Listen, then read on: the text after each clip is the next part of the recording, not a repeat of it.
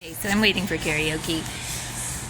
I was walking the boardwalk and Torren Phillips goes by, this Gresham rapist they sent us out to Astoria, and I'm like, do you have to register as a sex offender? He keeps riding by. We talk a little while and then walk on to what I call fentanyl alley, but it's where everybody does dope, behind the dialysis center. Under the boardwalk, usually. It's kind of like going under a bridge, but if the water's not too high, you can hang out there and smoke fetty and meth. So there's a huge crowd congregating around him. As we walk around the corner, I hear a crack of a taser, almost like a threat, like, does that scare you? And I was like, whatever. So I pick up, and he's hanging with Shayna. It's a little too close to him, and I've heard he's been hitting on her.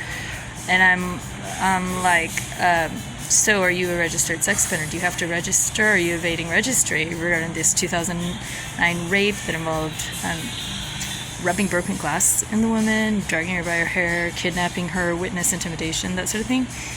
And he's all like in denial, calls me darling. He's holding this big stick looking thing. It might be his taser or something. I don't know what all taser models look like, but he's like holding this weird, kind of like a bully club or billy club. So he's like, starts coming at me, calling me darling, like in this condescending way.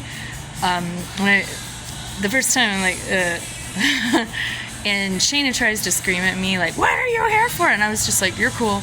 And then she goes away. And then Matt is sitting there in awe, some other guy I don't know, and they're trying to explain to me because he's not on the registry, therefore he's not a sex offender. And that's not what I'm saying. I'm saying you don't appear to be on the sex offender registry. Why is that? If you're supposed to be, that's a crime, failure to register as a sex offender. And I try to ask him if it's the classification. And then I ask him, are you saying you have a wrongful conviction? And he doesn't want to talk about it further, so he's like, this is harassment. I'm warning you, this is harassment.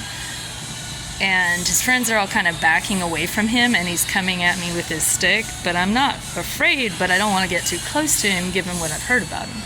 So I'm trying to make sure if you're safe around all the females. So are you not telling the females about the stuff you do? And so I put him on notice in front of a big crowd. And it was definitely more than socially awkward. He was pretty little fried on meth or adrenaline or something.